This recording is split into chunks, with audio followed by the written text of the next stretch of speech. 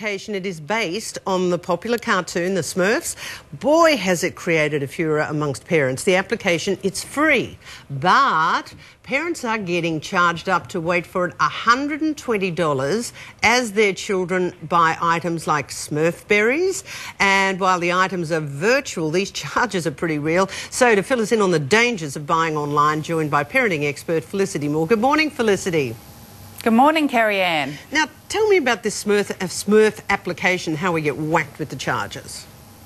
Well, the app is free to download, the Smurf Village, and the idea is that you build a community of Smurfs. You manage the population, you plant gardens and manage the crops, and you build activities and do little fun games within that. The more activity that you do, you earn the currency of the Smurf Village, which is Smurf berries. Now, you can go about it two ways. One, the slow way, which is the activity, go and tend your garden, go and eat your meals and make friends and do other little games and things, and you'll slowly accrue Smurf berries so that you can buy more gardens and buy a wheelbarrow and buy your access to these games like the bakery game you can see here. Or you can go about it the fast way, which is buy them with real money. A basket of Smurf berries costs about $1.50. The problem has fallen where the app is free to download from iTunes, but the in-app purchases element is linked to your bank account, as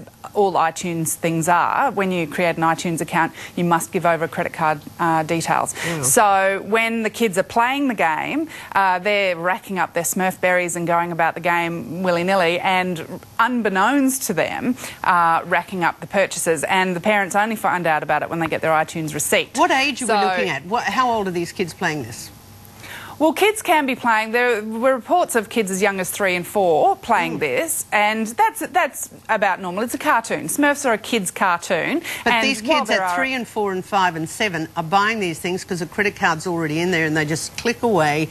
And they, parents don't have to say, yes, you can buy it, or put in a password to spend money.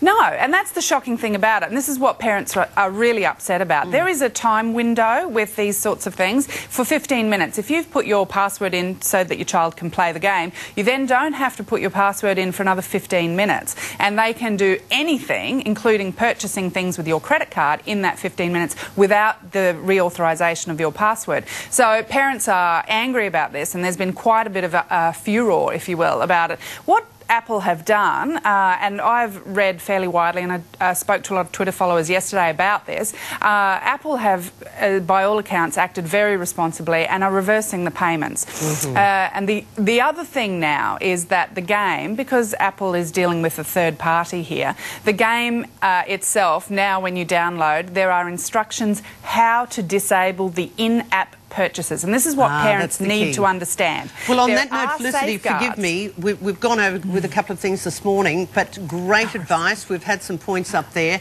and we will follow this with great interest. But thanks very much for joining us from Brisbane.